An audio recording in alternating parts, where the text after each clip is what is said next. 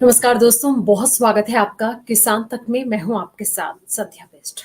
Bulletin की शुरुआत करेंगे और आज खबरों में सबसे पहले हम बात करेंगे गुजरात की, क्योंकि वहां पर हम देख रहे हैं कि बाढ़ से हालात बद से बदतर होते जा रहे हैं। इस बीच सरकार ने बड़ा ऐलान किया है, क्योंकि जिस तरीके से हम देख रहे हैं कि बाढ़ का कहर चारों तरफ जारी है। हालांकि सबसे ज्यादा नुकसान कहीं ना कहीं किसानों को उठाना पड़ रहा है, क्योंकि किसानों की जो फसलें हैं वो तबाह हो गई हैं, जिसकी वजह से सरकार के द्वारा बड़ा ऐलान किया गया है। क्या वो ऐलान है, हालांकि कुछ तस्वीरें में आपको दिखाते हैं। तो बता दें कि गुजरात में बीते कई दिनों से जारी भीषण बारिश और बाढ़ की स्थितियों ने फसलों को भारी नुकसान पहुंचाया है। नदियों और जलाशयों के उफान से कई इलाकों में खरीफ फसलें पानी में डूबी हुई हैं। इससे कि परेशान किसानों को राहत देने के लिए राज्य सरकार उनको मुआवजा देगी। बारिश के चलते राज्य की 930 से अधिक सड़कों पर पूरी तरीके से जो स्थिति है, आवागमन वो पूरी तरीके से बाधित चल रही है। बीते 3 दिन में 28 लोगों की मौत हो चुकी है। पीएम मोदी ने राहत और बचाव कार्यों को लेकर मुख्यमंत्री भूपेंद्र पटेल से बातचीत की। गुजरात में रुक रुक कर हो रही बारिश से हालात अब बद से बदतर होते जा रहे हैं। हालांकि बंगाल की खाड़ी में निम्न दबाव का क्षेत्र बना रहता है, जिसकी वजह से गुजरात ने आज के साथ ही अगले 5 दिनों के लिए बारिश का अलर्ट फिर से जारी कर दिया गया है। कई सप्ताह से जारी बारिश के चलते राज्य में बीते 3 दिन में 28 लोगों की मौत हो चुकी है। सामान्य से कई ज्यादा बारिश होने के चलते कई जिले जो हैं, लगभग ये कहा जा रहा है कि 18 जिले प्रभावित हुए हैं और 9 जिलों में 45 तहसील में 4 लाख हेक्टेयर जो फसल है उसको भारी नुकसान हुआ है। इस बीच राहत और बचाव कार्य जारी है और ऐसे में आपको बता दें कि राज्य सरकार ने 350 करोड़ रुपए का राहत पैकेज किसानों के लिए जारी किया है। वहीं पिछले सप्ताह के दौरान बारिश के बाद उफनाई नदियों और जलाशयों का पानी खेतों में भर गया है, जिससे खरीफ सीजन की खड़ी फसलें पानी में डूब गई हैं। अगर 2-3 दिनों के अंदर खेतों से पानी नहीं हटा तो फसल चौपट हो जाएंगी। 33 राज्यों में अधिक फसलों को भारी नुकसान पहुंचने की उम्मीद जताई जा रही है, क्योंकि लगातार हो रही बारिश, बाढ़, हर जगह पानी से लबालब स्थितियां हैं और पूरी तरीके से पानी भरी हुई हैं। खेतों में पानी भर चुका है। किसान की स्थिति बहुत खराब है, जिसको देखते हुए सरकार ने हालांकि 350 करोड़ मुआवजे का ऐलान तो किया है, लेकिन देखना यह होगा कि क्या किसान इससे संतुष्ट होते हैं, क्या आने वाले वक्त में किसानों को इससे मदद मिलेगी। खबरों में आगे बढ़ते हैं, अगली खबर का रुख करते हैं। बता दें कि अगली खबर किसानों से जुड़ी हुई है, जहां किसान नेता अभिमन्यु कुहाड़ ने एक बार फिर से सरकार पर आरोप लगाया है। फसल बीमा योजना पर सवाल उठाते हुए उन्होंने कहा कि किसानों की अनुमति के बिना बैंकों ने उनके खातों से पैसे काट लिए हैं। कुहाड़ ने इस मामले में पीएम मोदी और शिवराज सिंह चौहान पर निशाना साधा है और बड़ी बात कही है। सुनाते हैं। सरकार पर बड़ा आरोप लगाया। फसल बीमा योजना पर सवाल उठाते हुए कहा कि किसानों की अनुमति के बिना बैंकों ने उनके खातों से पैसे काट लिए हैं। कुहाड़ ने इस मामले में पीएम मोदी और शिवराज सिंह से हस्तक्षेप करने को कहा है। अचानक से कई किसानों के खातों में से बैंकों ने अच्छी खासी धनराशि काट ली है। ऐसे ही हमारे किसान साथी हैं बलवान लोहान जी। अचानक से उनको मैसेज आता है बैंक की तरफ से कि उनके अकाउंट से 27,500 रुपए काट लिए गए हैं। उन्होंने पता किया तो बताया गया कि फसल बीमा के नाम पे आए पैसे काटे गए हैं, प्रीमियम के तौर पे आपकी तरफ से काटे गए हैं। मैं आपको इसका थोड़ा सा हिस्ट्री बता दूं। जब ये फसल बीमा योजना नई नई आई थी तो इसमें रूल था कि जिसने भी केसीसी बनवा रखा होगा उसका ऑटोमेटिक प्रीमियम कट जाता था। जब किसान संगठनों ने इस पे विरोध दर्ज कराया कि भाई अगर कोई इंश्योरेंस नहीं कराना चाहता तो जबरदस्ती उसका प्रीमियम क्यों काटा जाता है, तो उसके बाद 2-3 साल पहले सरकार ने नियम बना दिया कि यदि किसी किसान ने केसीसी बनवाया हुआ है, किसान क्रेडिट कार्ड, और वो बैंक में लिख के दे देगा कि भाई उसका प्रीमियम ना काटा जाए, वो इंश्योरेंस नहीं कराना चाहता, तो फिर उसका प्रीमियम नहीं कटेगा। तो बलवान लोहान जी जो नारनौंद के रहने वाले हैं, बहुत सक्रिय साथी हमारे, बहुत सम्मानित साथी हैं, उन्होंने उसी समय बैंक में लिख के दे दिया था कि उनको इंश्योरेंस नहीं कराना है।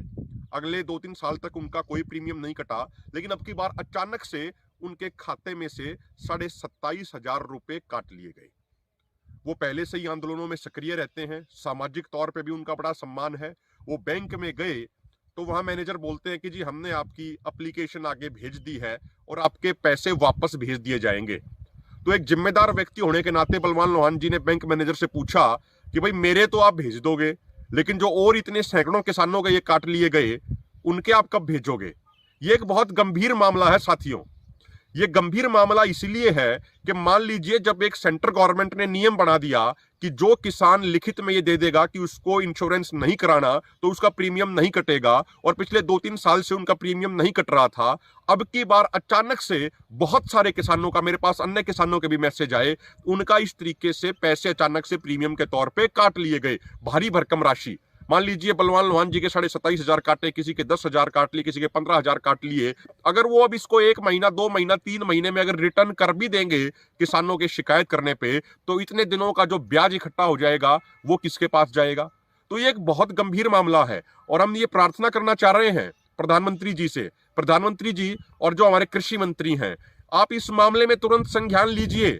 ये एक बहुत बड़ी लापरवाही की जा रही है, और मैं तो कहूंगा लापरवाही नहीं है कि ये साजिश रची जा रही है इस तरीके से बैंकों के द्वारा। इस चीज पे लगाम लगाए जाने की जरूरत है।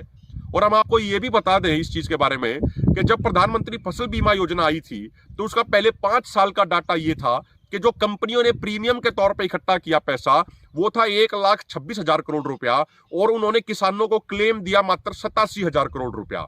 यानी जो योजना किसानों के लिए लाई गई थी उस योजना से भी लगभग 39,000 करोड़ रुपया पहले 5 साल में ही बीमा कंपनियों ने कमा लिए थे, और उसके बाद ये राशि लगातार उनकी कमाई की बढ़ती जा रही है। ऐसा एक पार्लियामेंट की भी रिपोर्ट में सामने आया था, और इसी कारण से गुजरात जैसे राज्यों में, आंध्र प्रदेश में, तेलंगाना में इस योजना को बंद कर रखा है। हम तो एक बात पूछना चाह रहे हैं कि प्रधानमंत्री जी बार बार ये कहते हैं कि गुजरात मॉडल 2014 से पहले भी वो उसी का जिक्र करते थे, लेकिन उस गुजरात के अंदर तो पिछले 4-5 सालों से वो सेंटर की फसल बीमा योजना बंद है।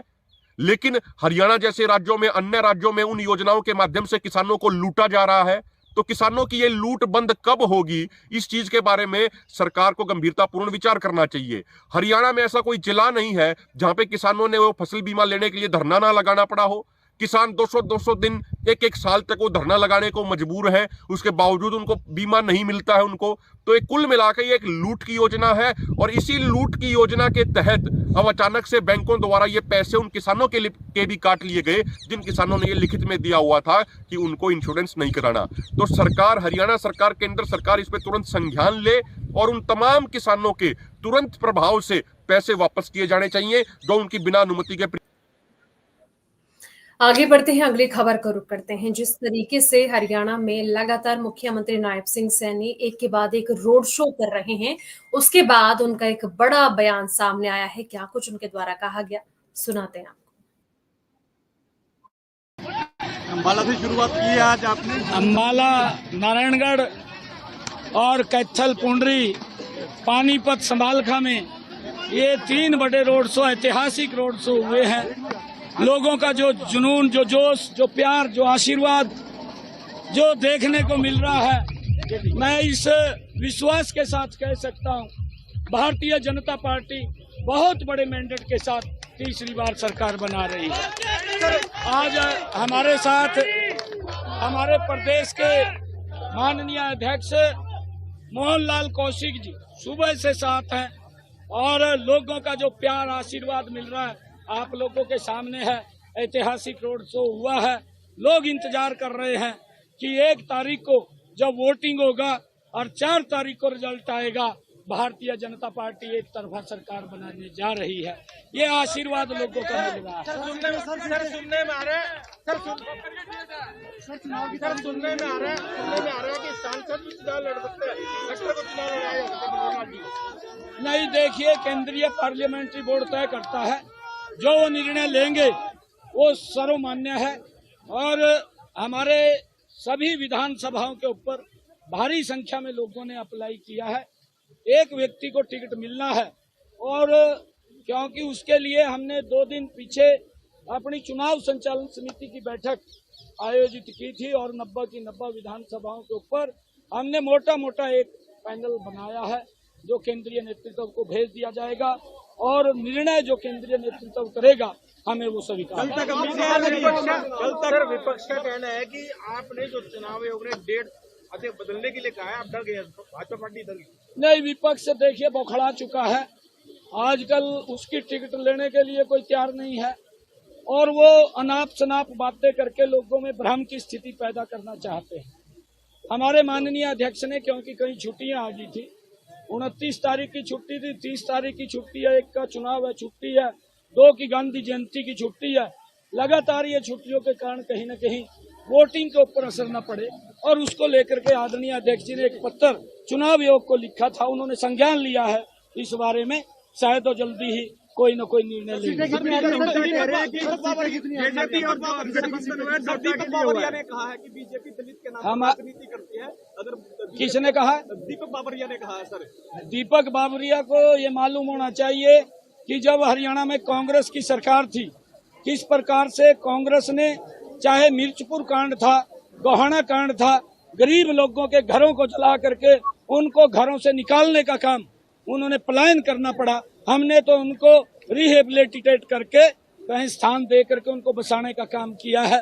परंतु बाबरिया को यहाँ की, हमारे हरियाणा की संस्कृति के बारे में शायद नहीं मालूम है। उसको अपना कांग्रेस का इतिहास जान करके फिर बात करनी चाहिए। सर, सीटें कितनी आ रही है? मैं कह रहा हूँ कि एक तरफा सरकार बीजेपी की बन रही है। आप जो देख रहे हैं ये भी आपको बता देंगे। आगे बढ़ते हैं, बात कर लेते हैं देश भर के मौसम को लेकर। लगातार हम देख रहे हैं कि कई राज्यों में झमाझम बारिश का दौर जारी है। दिल्ली एनसीआर में रात से ही बारिश हो नजर आ रही है, जिसके चलते जल भराव की स्थिति जगह जगह पर बनी हुई है। लोगों का घर से बाहर निकलना मुश्किल हो गया है और यातायात सबसे ज्यादा प्रभावित हो रहा है। लेकिन कुछ ऐसे हिस्से हैं जहां पर मानसून अपना रौद्र रूप दिखा रहा है। इसमें सबसे पहला जो नाम है वो गुजरात का है। गुजरात के कई इलाकों में भारी बारिश और बाढ़ से जनजीवन पूरी तरीके से अस्त व्यस्त हो गया है। लोगों को दूर दूर तक सिर्फ पानी ही पानी दिखाई दे रहा है। दिल्ली की बात करें तो यहाँ भी बारिश पर हालांकि ब्रेक है, लेकिन जिस तरीके से मौसम में बदलाव हुआ है, रात से बारिश हुई है, गर्मी से लोगों को राहत मिली है। हल्की बूंदाबांदी, हल्की बारिश के चलते भी हम देख रहे हैं कि दिल्ली एनसीआर में पानी भराव, जल भराव की स्थिति बनी हुई है। दिल्ली के आसपास के राज्यों की बात कर लेते हैं, पंजाब, हरियाणा, चंडीगढ़ की बात करें तो यहाँ आज के लिए भारी बारिश का येलो अलर्ट जारी किया गया था और पहाड़ी इलाकों में भी हालात सही नहीं है, वहां पर भी झमाझम बारिश हो रही है। जिस तरीके से दिल्ली की हम बात कर रहे थे, पहले ही अलर्ट जारी कर दिया गया था। हालांकि कुछ ऐसे इलाके हैं जहां पर रेड अलर्ट जारी किया गया है और दिल्ली से सटे बाकी राज्यों की बात कर लेते हैं, यहाँ पर येलो अलर्ट है और ये कहा जा रहा है कि अगले 2 से 3 दिन तक मौसम ऐसा ही रहने वाला है। कई कई जगह पर मौसम थोड़ा साफ रहेगा, लेकिन पहाड़ी क्षेत्रों की बात करें तो वहां पर तो बहुत ज्यादा भारी बारिश का अलर्ट जारी किया गया है। खास करके जम्मू कश्मीर हो गया, लद्दाख हो गया, हिमाचल प्रदेश हो गया, उत्तराखंड हो गया, यहाँ पर अच्छी खासी बारिश होने की उम्मीद जताई गई है। तो दोस्तों, फिलहाल इस बुलेटिन में इतना ही। बाकी तमाम खबरों के लिए आप देखते रहिए किसान तक।